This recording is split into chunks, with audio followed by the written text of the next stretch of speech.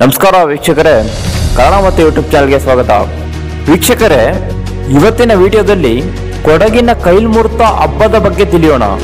ಈ ಕೈಲ್ಮುಹೂರ್ತ ಹಬ್ಬ ಕೊಡಗಿನಲ್ಲಿ ಮಾತ್ರ ಆಚರಿಸಲಾಗಿದೆ. ಇದನ್ನು ಕೊಡವ ಭಾಷೆಯಲ್ಲಿ ಕೈಲ್ಪೋಲ್ದ್ ಅಂತ ಕರೆಯುತ್ತಾರೆ. ಕೈಲ್ಮುಹೂರ್ತ ಅಥವಾ ಕೈಲ್ಪೋಲ್ದ್ ಅಂದರೆ ಕೈಲ್ ಅಂದರೆ ಆಯುಧ, ಪೋಲ್ದ್ ಅಂದರೆ ಪೂಜೆ ಎಂದು ಅರ್ಥ. ಇದನ್ನು ಕೊಡಗಿನವರಿಗೆ ಆಯುಧ ಪೂಜೆ ಅಂತಾನೆ ಹೇಳಬಹುದು. ಕೊಡಗಿನಲ್ಲಿ ಹಿಂದಿನ ಕಾಲದಲ್ಲಿ ಭತ್ತದ ಕೃಷಿ ಹೆಚ್ಚಾಗಿತ್ತು. ಈಗಿನಂತೆ ವಾಣಿಜ್ಯ ಬೆಳೆ ಇರಲಿಲ್ಲ. ಮತ್ತೆ ರೈತರು ಕಷ್ಟಪಟ್ಟು ಬೆಳೆದ ಬೆಳೆಯನ್ನು ಈ ಕಾಡು ಪ್ರಾಣಿಗಳಿಂದ ರಕ್ಷಿಸುವುದು ಅವರಿಗದು ಸಾಹಸದ ಕೆಲಸವಾಗಿತ್ತು. ಆದ್ದರಿಂದಲೇ ಅವರಿಗೆ ಆಯುಧದ ಅವಶ್ಯಕತೆ ಇತ್ತು. ಮಕ್ಕಳಿಗೂ ಚಿಕ್ಕ ವಯಸ್ಸಿಗೆ ಆಯುಧದ ಅಭ್ಯಾಸ ಮಾಡುತ್ತಿದ್ದರು. ಮಳೆಗಾಲಕ್ಕೂ ಮುನ್ನ ಬೇಟೆಯಲ್ಲಿ ತೊಡಗುತ್ತಿದ್ದ ಜನರು ಮಳೆ ಪ್ರಾರಂಭವಾದಾಗ ನೇಗಿಲು ಗುದ್ದಲಿ ಹಿಡಿದುಕೊಂಡು ಗದ್ದೆಯಲ್ಲಿ ಕೆಲಸ ಮಾಡುತ್ತಾರೆ.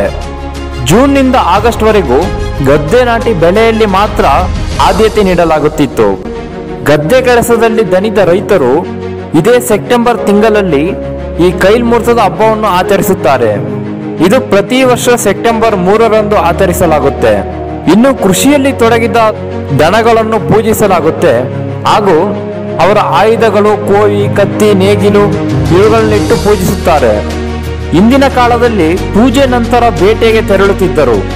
ಈಗ ಬೇಟೆ ನಿಷೇಧವಾದ ಕಾಲದಿಂದ ಊರಿನಲ್ಲಿ ಕ್ರೀಡಾಕೂಟ ನಡೆಯುತ್ತೆ. ಅದರಲ್ಲಿ ತೆಂಗಿನಕಾಯಿಗೆ ಗುಂಡು ಹಾರಿಸುವ ಮೂಲಕ ಶೌರ್ಯ ಪ್ರದರ್ಶಿಸಲಾಗುತ್ತೆ. ಇದರಲ್ಲಿ ಮಹಿಳೆಯರು ಕೂಡ ಭಾಗವಹಿಸುತ್ತಾರೆ. ಇನ್ನು ಕೊಡಗಿನಲ್ಲಿ ಆಚರಿಸುವ ಪ್ರತಿಯೊಂದು ಹಬ್ಬವು ಭತ್ತದ ಕೃಷಿಗೆ ಅನುಗುಣವಾಗಿರುತ್ತೆ. ಇನ್ನು ಕೊಡವರಲ್ಲಿ ಕೋವಿ ಹಿಡಿಯದ ಜನರೇ ಇಲ್ಲ. ಆದ್ದರಿಂದಲೇ ಅಲ್ಲಿನಿಂದ ಇಲ್ಲಿಯವರೆಗೂ ಇಲ್ಲಿನವರು ಶೂರರೇ. ಇದಿಷ್ಟು ಕೈಲ್ಮುಹೂರ್ತ ಅಥವಾ ಕೈಲ್ಪೋಲ್ದ್ ಬಗ್ಗೆ ಮಾಹಿತಿ.